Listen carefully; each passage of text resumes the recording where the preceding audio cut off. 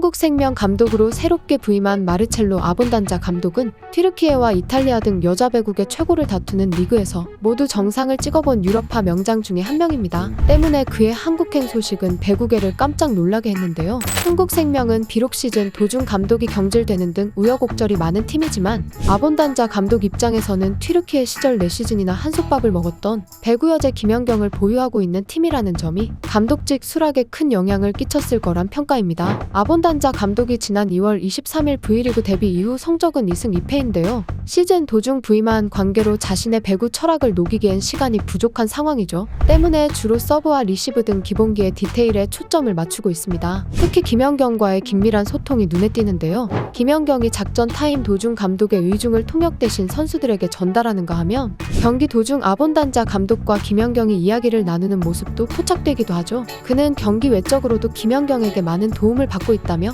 생각이나 의견을 묻고 경기에 대한 피드백을 듣기도 한다고 밝혔습니다. 유럽 명장이 바라본 V리그와 세계 정상급 리그의 차이점에 대해 아본단자 감독은 먼저 속도의 차이를 지적했는데요. 아본단자 감독은 튀르키예는 높이에서 가장 우월한 리그라며 V리그는 수비적인 면은 훌륭하지만 공의 속도의 차이가 있다고 밝혔습니다. V리그 스파이크 서브 속도가 평균 86에서 88에 불과한 반면 유럽리그는 107km에서 110 정도 나온다며 이는 상당히 큰 차이라고 말했습니다. 속도의 차이가 파워 때문만은 아니다라는 아본단자 감독은 세계대회와 다른 배구공의 차이도 지적했는데요. V리그는 국내 업체의 공을 사용하고 있습니다. 오랫동안 검증된 우수한 품질과 함께 국내 산업을 배려하는 측면도 있죠. 반면 튀르키예와 이탈리아를 비롯한 세계 주요 리그는 일본 공을 쓰고 있습니다. 이 공은 국제배구연맹이 주최하는 세계대회에 쓰이는 공인구이기도 하죠. 때문에 남녀 배구 대표팀은 국제대회 출전에 앞서 공인구에 적응하는 시간이 필요한데요. 아본단자 감독은 V리그가 한국 공을 선택한 이유가 있을 것이라면서도 선수들의 기량 대비 볼을 다루는 능력이 아쉬움을 지적했습니다. 공의 차이는 스파이크 서브뿐 아니라 플로터 서브에서도 차이를 만들죠. 두 공은 근본적으로 약 25에서 30% 정도 차이가 난다고 하는데요. 아본단자 감독은 한국 배구 대표팀 선수들은 국제대회 공인구에 좀 더 익숙해질 필요가 있다는 점을 강조했습니다. 흥국생명은 구단은 물론 한국 배구 발전에도 큰 영향을 줄 것으로 기대되는 마르첼로 아본단자 감독은 한국에서의 도전에 대해 인생에서 새로운 한 챕터를 앞둔 느낌이다. 큰 도전이다라며 새 외국인 감독으로서 내가 할 수 있는 배구를 보여주겠다고 말했는데요.